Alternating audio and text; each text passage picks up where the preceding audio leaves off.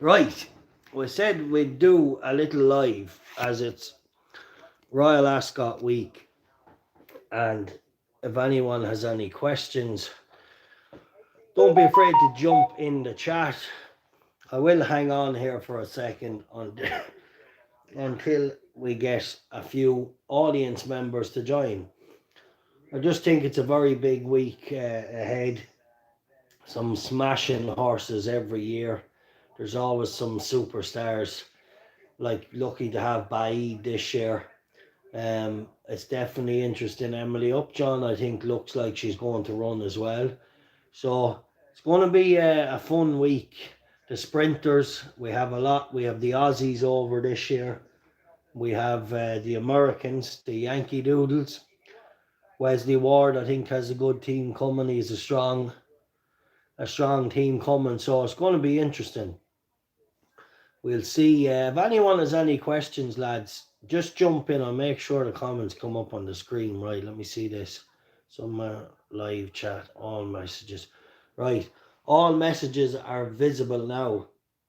So if anyone wants to discuss anything Royal Ascot or even anything, uh, you know, it's an interesting week, and I'll hang around for a few minutes, answer a few questions. I think some of the races are deadly. Obviously, let's just touch on Baid tomorrow. Like, what a monster he is. Yeah, it's just going to be, what a way to start the festival. We'll see a superstar in action tomorrow. In my eyes, I think we're going to see a blistering display, and that'll be the bar set for the week of who wants to be a superstar. There's interesting races right through tomorrow. If you haven't seen the Lucky 15, that I've put out, the Lucky 15 is on the channel already, so check that out. Right, surely you have one or two questions about a certain race, a certain horse this week, a jockey, the track, the meeting in general, anything. But I am really looking forward to it, and I'm really looking forward to some of the 2-year-old races later in the week, and handicaps. Got some nice bets lined up. Hopefully we'll do well with the Lucky 15 tomorrow. I just tipped up my Moonista in it at 18 to 1.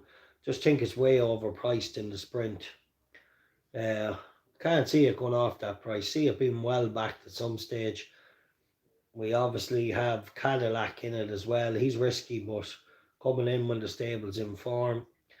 And I thought the Willie Mullins horse very, very interesting in that Ascot Stakes race. I do feel like it could be a freak of a horse and could be decent. Looks to have a big, big engine. Right. We got no questions coming in, so I am going to bounce. I said I would come on and just do a quick Q&A if anybody was interested in a race or a horse. Oh, here we go. Right. Ian Story, do you think Ryan Moore will have a good week? I do. I think with Aidan O'Brien being in such good form, they have a lot of good horses. I'd be shocked if he doesn't have a good week. With just the way they're going this year, I think he's been riding phenomenal in the last few weeks. We can all be a bit hard on Ryan Moore and give him a lot of stick, and I do be a tough critic of him only because I know how good he is. Like a couple of years ago, for me, nobody was even close to him. He was magic. So it is great to see him. It is great to see Ryan Moore riding at such a high level again, and even amongst all, in fairness, their family's going through a tough time. So best wishes to all the Moore family at this time, with his brother being in hospital and stuff. So yeah, I think a big week is incoming, just with Aiden's string that's going to be coming. I'm sure they will hit the goals a few times. Nature Strip and Moonista reverse forecast. Yeah, best of luck however you play, Gary. It would be an interesting bet. I think it's a really good race actually. I think it's a cracking race. I don't know why I'm just drawn to Manista. I hope there's plenty of pace and she gets that smuggled in ride and gets it done. And the natural strip horse or nature strip or whatever it's called, very interesting. So yeah, you never know. Rob the old mongoose. Wait, what's that, Rob? Big Bard in Brighton tomorrow, worth a punt. To be honest, Rob, there was one horse that interests me in Brighton tomorrow. I didn't go through the race fully. I just seen her on my tracker. Sabby was the name of her. She ran very well in Salisbury. Possibly should have won. A little bit unlucky maybe to get running a bit late. But Sabby's an interesting horse in tomorrow in Brighton. Right, let me see what else have we got. Okay, they would put the comments on the side the camera was. Rob, done your lucky 15 today. Cheers. Yeah, best of luck, Rob. It'd be a nice one. Even if we got them all placed, it would be a lovely little score. So let's hope for a decent result. Tom Wilson, hi, man, Murrigan, and thanks for your knowledge on the horses and hopefully some winners on the way. Bet your Yankee along with your Patreon tips. Yeah, Tom, really best of luck this week. Thanks for all the support as you always. And I really, really am hoping for a good week. I know it's Ascot and it can be tricky, but I think I found nice horses at nice prices. So fingers crossed we get a real good result. And look, this place can be absolutely punishing. John Moore, are you afraid the draw will screw up your horses? It just depends on each race. Obviously, you can have pace in different places, but I always tend to go with well handicapped horses, John, because well handicapped horses make their own luck. They just do. Like the draw is important, and you have all these stats that say left, right, this side, that side. When you have a very well handicapped horse, they can navigate bad draws. They can get it done. Same over hurdles and jumps. They can make mistakes. They can go three wide. They can hang left. They can jump right. But when they're well handicapped, they still win. It's like the perfect example of the horse I tipped up in Sandown the other day, John V. Sight. He was the first winner in the Lucky 31. He missed the break. He was real rusty. Came round the bend on the outside. He was stone last, and he challenged way up the wide outside in Sandown from last to first. Got there too soon and still won easy. So it just well handed. All the stats, all the past history goes out the window when you have well handicapped horses. Yes, all these factors matter when a horse is handicapped to his mark and needs everything to go right. But what I try and do is I try and find horses that are just have major upside. And yeah, the draw can be important in certain scenarios. However, if you stick with well handicapped horses, it tends to hopefully even out in the long term. So I don't know if that answered your question or not, John, but I hope so. Thoughts on Cleveland and Little Big Bear? Yeah, look, they're both coming in off the back of 2 wins, Paul. Definitely.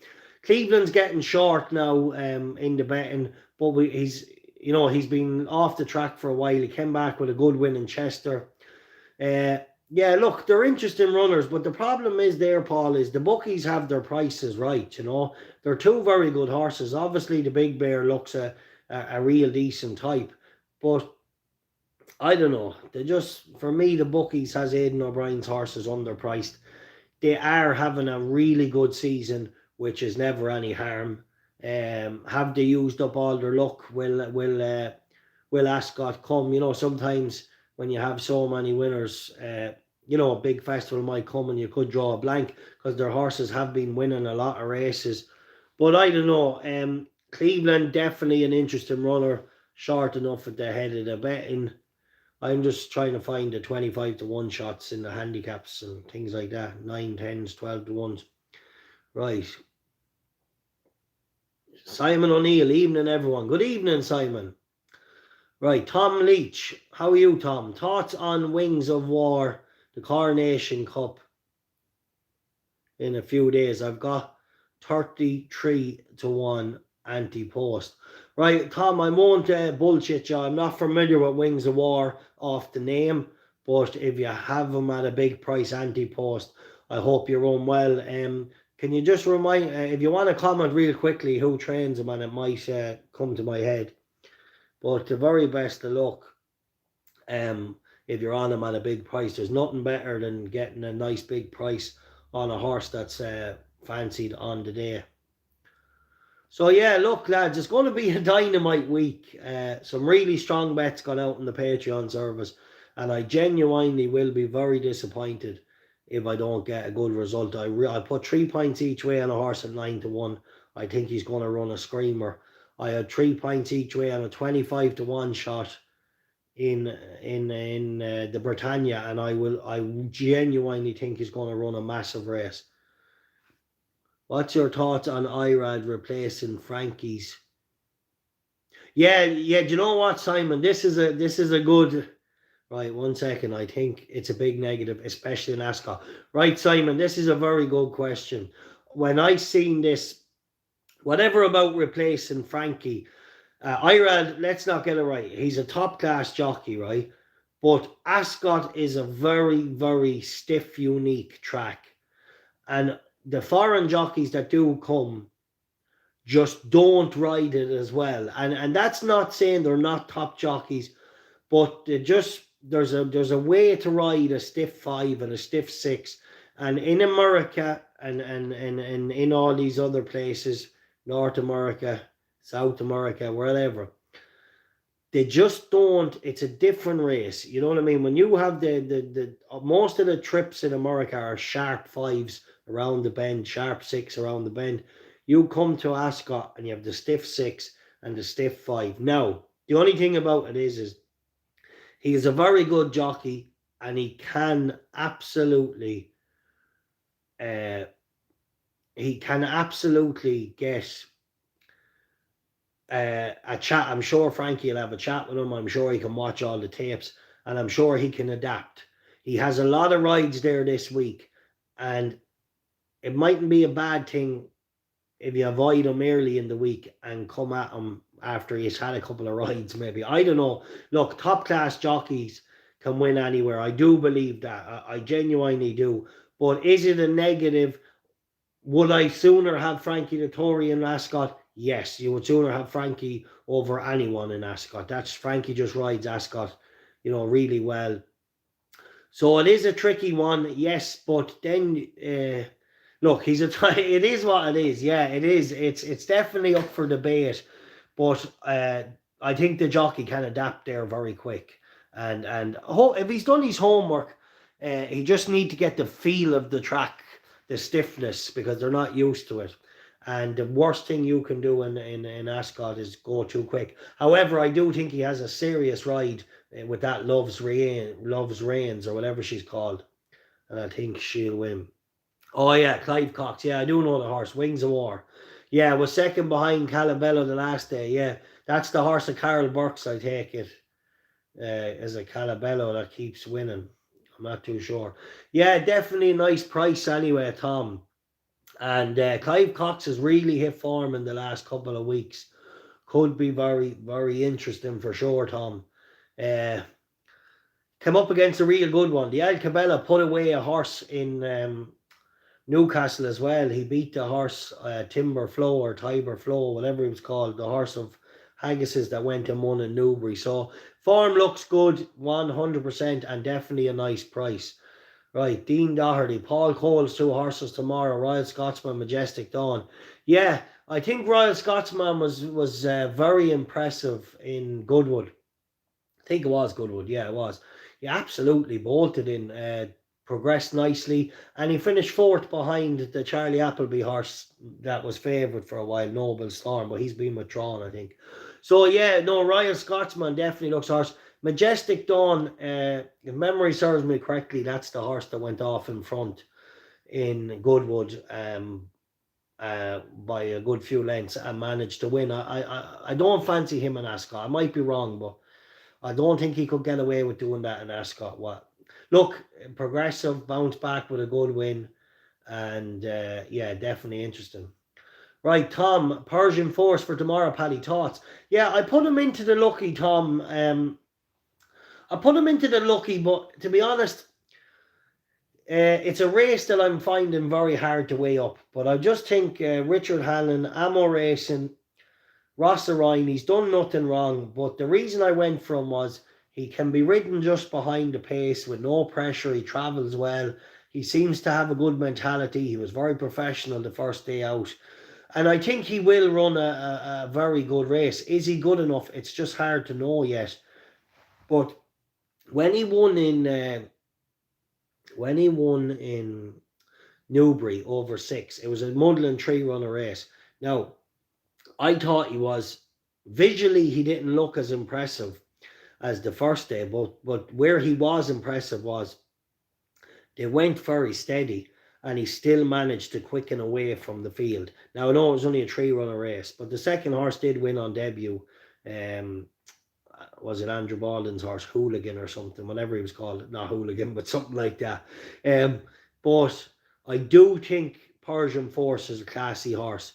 A stiff 6 at Ascot, let's see, who knows. Anyway, definitely very interesting, lads. We might do another live tomorrow night after racing, so come back tomorrow night. We'll have a few more questions and I'll try and point you in the direction of a few winners of the week. But make sure and check out the lucky tomorrow. I have it done already. Each way a Cume and each way lucky. That's what I do. Or I actually done an each way Yankee and an each way Cume. Right, lads. Best of luck, and I'll be back tomorrow night. So do drop your questions on that. All right. So give Ryan Davis, give my Baid a mention. They're not bigging him up much. Baid will destroy them. Tell them bums on ITV to get Mad Murrigan on for a flat season. Let me give out my best bets on it and I'll break the fucking bookie. I'll close the bookie down.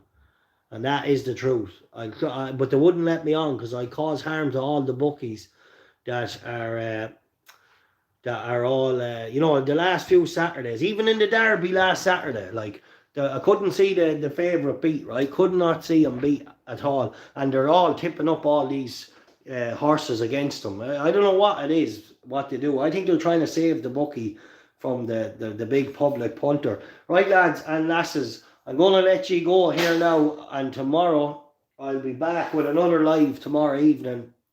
And we will get it done. Right, join me, lads, after racing tomorrow evening for a live at some stage. So have the notification bell on and we'll be back with a good result. All right, let's hope we get a good solid day tomorrow. Bet safe and enjoy.